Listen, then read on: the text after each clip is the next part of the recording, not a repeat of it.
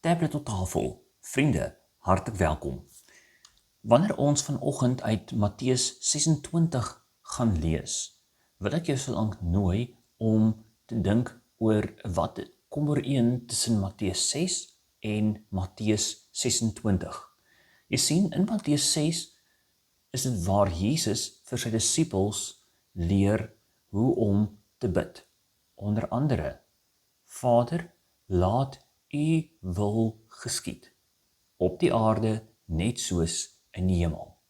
En dan blaai ons aan na Matteus 26 toe. En hier in Matteus 26 sal ons weer hoor hoe Jesus nou self die woorde bid. Vader, laat U wil geskied. Kom ons lees saam. Matteus 26. Daarna kom Jesus met sy 11 disippels by 'n plek aan met die naam Getsemane en hy sê vir hulle, sit hier terwyl ek daar gaan bid. Hy het vir Petrus en vir die 2 seuns van Zebedeus saamgeneem. Toe het hy bedroef en beangs geword en vir hulle gesê, ek voel doodsbenoud, bly hier en waak saam met my. Hy het 'n entjie verder gegaan en daar gekniel met die gesig teen die grond en gebid. Vader, as dit moontlik is, laat hierdie lydensbeker by my verbygaan. Moet nogtans nie doen soos ek wil nie, maar soos U wil. Daarna kom hy na die disippels toe terug en kry hulle aan die slaap. Toe sê hy vir Petrus, kon julle nie eens 1 uur lank saam met my waak nie? Waak en bid, sodat julle nie in die versoeking kom nie. Die gees is gewillig, maar die vlees is swak.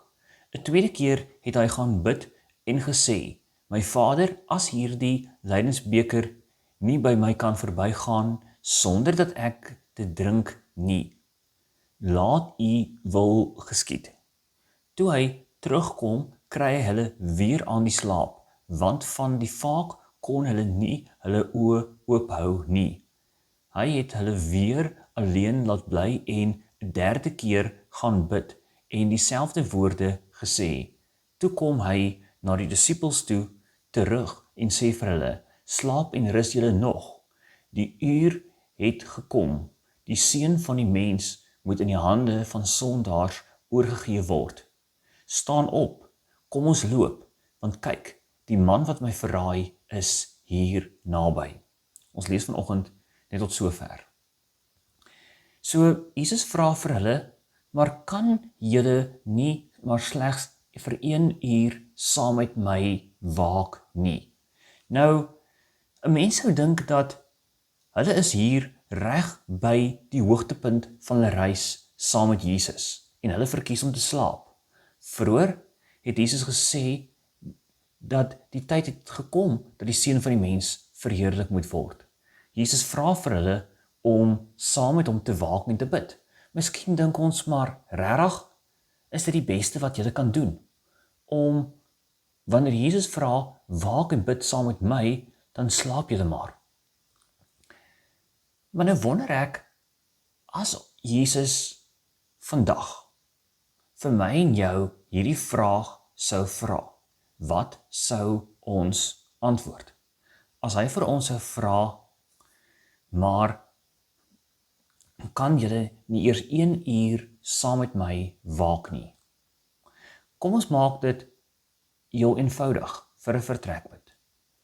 As ons het byvoorbeeld ons eie beskikbaarheid om 1 uur te waak, sou meet teen ons beskikbaarheid om 'n Sondag erediens by te woon, dan volgens statistiek is dit vandag gemiddelde goeie bywoning wanneer iemand slegs 1 keer per maand kerk toe kom. Wat het gebeur? Ons het al besiger geword. En hoe besiger ons geword het, hoe meer het ons verskonings geword, waarmee ons eie afwesigheid wil probeer regverdig. Ek wil 'n illustrasie gebruik van 'n radiodrama wat ongeveer so 20 jaar gelede uitgesaai het. Van 'n fiktiewe scenario vertolk. En ek wil dit gebruik om iets van hierdie besig wees vir jou te illustreer. So, in hierdie radiodrama het dit as volg gewerk. Dit beeld hierdie fiktiewe scenario uit waar die duiwel en al sy trawante by mekaar kom en waar hulle vergadering hou oor hoe gaan hulle die gelowiges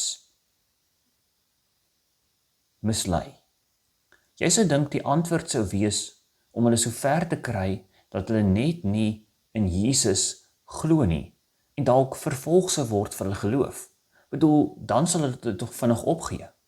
Maar nee, hulle benadering was om te sê, kom ooreen daarop dat ons hulle gaan besig maak.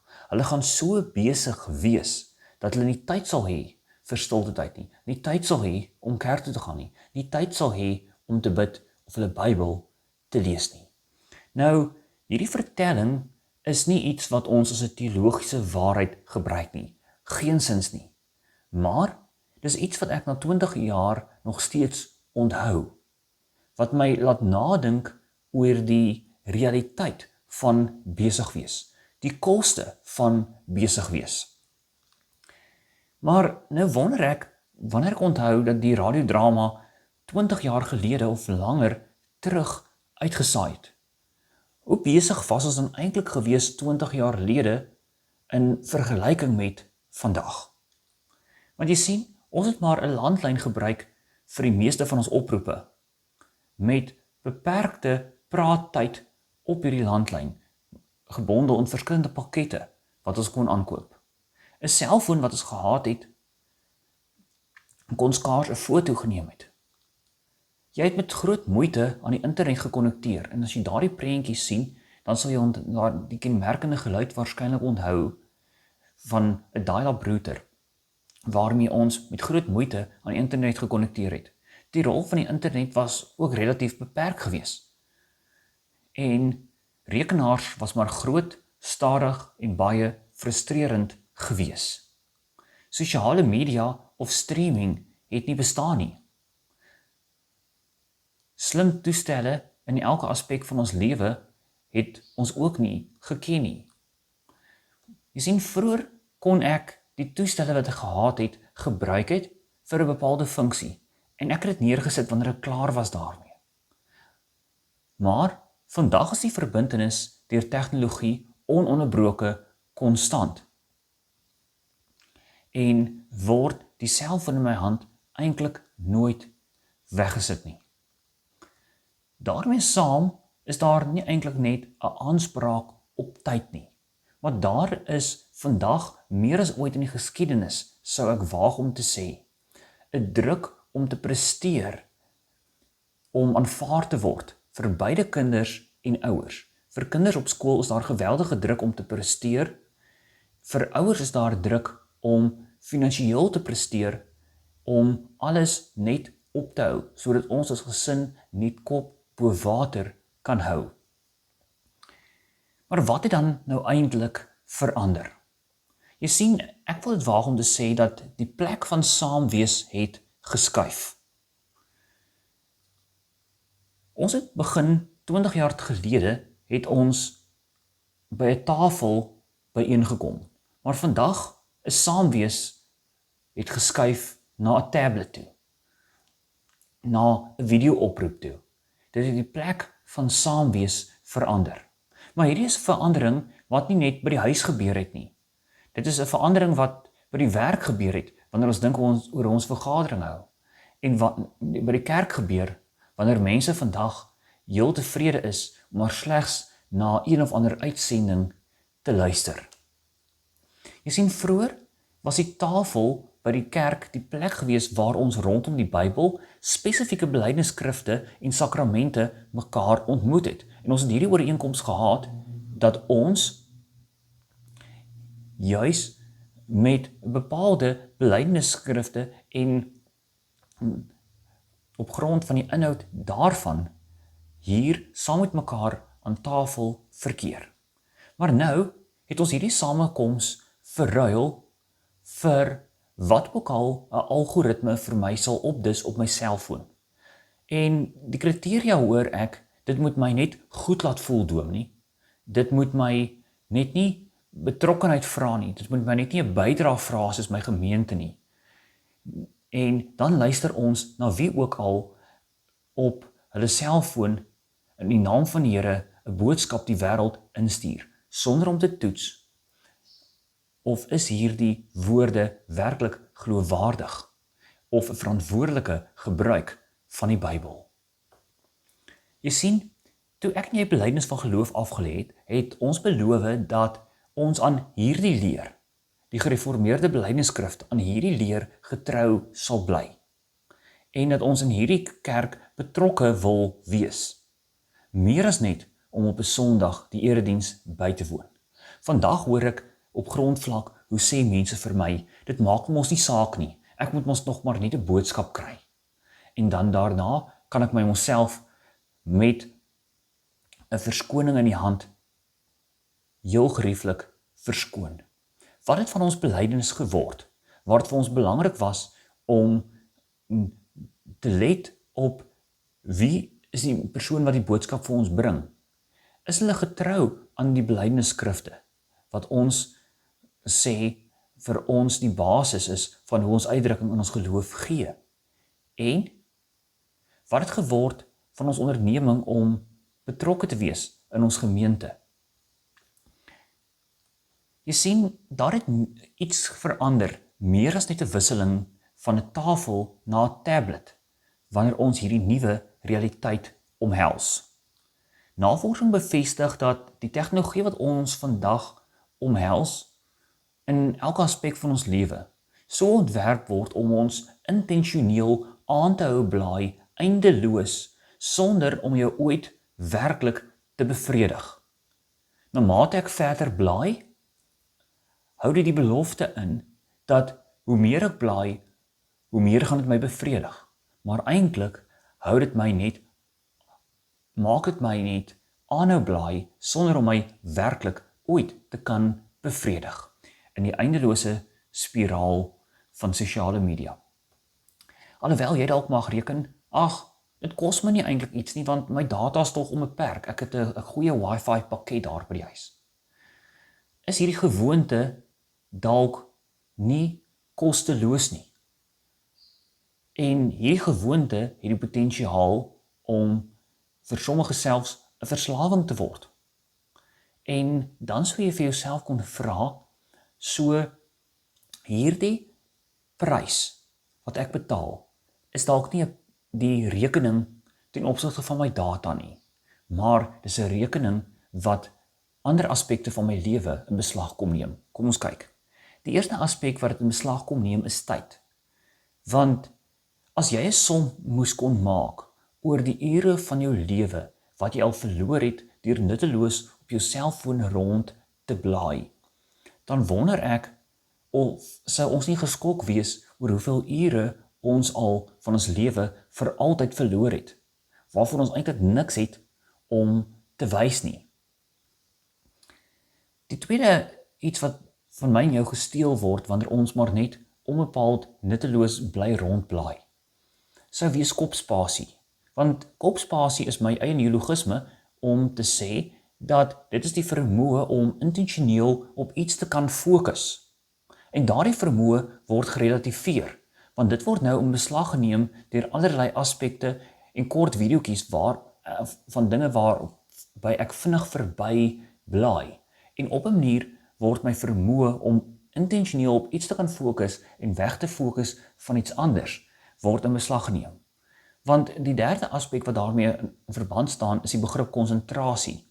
My vermoë om diepgaande te kan konsentreer, sê navorsing, het die potensiaal om selfs te kan afneem of in die slag te kan bly.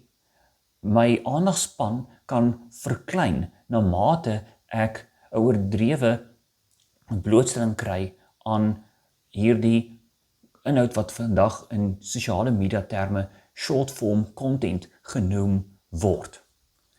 So, wat is dan die gevolg daarvan? is dit werklik so verkeerd as ek 'n bietjie tyd, 'n bietjie kopspasie en 'n bietjie konsentrasie verloor en sodoende op hoogte bly tog van alles wat rondom my gebeur? Jy sien, wanneer ek aan die einde van my dag kom, is ek te moeg om tyd te hou. Want ek kan sê, ek het nie meer tyd oor nie, die dag is nou verby. Maar die uitdaging is om werklik te kan stil word tussen al die kennisgewings op my foon. Maar dis nog groter as dit. Want my vermoë om diepgaande te kan konsentreer is besig om te kwyn. Dit is moeilik om jou foon weg te sit in die aand en jou Bybel oop te maak en net daarop gefokus te wees. Dis makliker om te blaai, want as om werklik gefokus te wees op wat hier in die Bybel staan. Jy sien, op 'n Sondag sê ons vinnig, maar Dominee, jy moet verstaan, ek het nie tyd om kerk toe te kom nie. Hierdie uur is net te veel gevra. Want dan wonder ek, as ek so net 'n uur in die week minder op my selfoon sou spandeer, dan het ek 'n uur dalk weer beskikbaar op 'n Sondag om weer kerk toe te kom. Dan het ek ook dalk nie meer, dan het ek ook dalk meer kopspasie. En as ek meer kopspasie het, gaan dit vir my makliker wees om weer te kan konsentreer. Want jy sien, nou sal ek vir die dominee sê, dominee, jy moet daarmee kort en kragtig preek. Ek sê vir jou, kort en kragtig. Want ek kan nie meer so lank konsentreer nie. En dan moet jy weet, ek sal ook maar net opdaag as in my pas. Wat het geword van ons onderneming om die Bybel en die kerk en ons verhouding met God te prioritiseer? Dink net hoeveel anders sal my lewe kan lyk as my tyd, kopspasie en konsentrasie nie gebruik word, nie maar net in beslag geneem word om daardeur om maar net eindeloos te blaai deur opinies van mense wat probeer om sin te maak van wat in die wêreld aan die gang is nie. Hoeveel anders sou my tyd, kopspasie en konsentrasie nie kon lyk as ek dit kon belê om eerder te sê, ek wil 'n persentasie van my tyd vat, my selfoon omdraai, my Bybel oopmaak en sê, ek wil spesifiek in 'n fokus om eerder myself te vergewis van wie is God, hoe lyk sy karakter en dat ek myself eerder ingrawe op wie hy is vanuit die Bybel in plaas daarvan om maar net eindeloos, nutteloos, nie intentioneel te blaai. Het dit nie dalk tyd geword dat ek en jy die ritmes waarvolgens ons lewe herbesoek nie? Jesus het in Johannes 17 vers 15 gesê, Vader, ek bid nie dat U hulle uit die wêreld moet wegneem nie, maar dat U hulle van die bose moet bewaar. Die antwoord is nie om jou selfoon weg te gooi of jou wifi subskripsie te kanselleer nie, maar om keuses te maak om te sê, hoe gaan ek dit gebruik? Sodat my tyd en kopspasie intentioneel bestuur kan word, sodat ek genoeg oor het om aan die einde van die dag nog stil te word of aan die einde van die week saam met ander te kan aanbid. As Jesus my en jou vandag moet vra, kan jy nie slegs 1 uur saam met my waak nie. Wat sal jy antwoord? Het dit nie dalk tyd geword dat ek en jy begin deur die tablet weer vir die tafel te verruil, wanneer ons die ritmes waarvolgens ons leef herbesoek nie? Amen.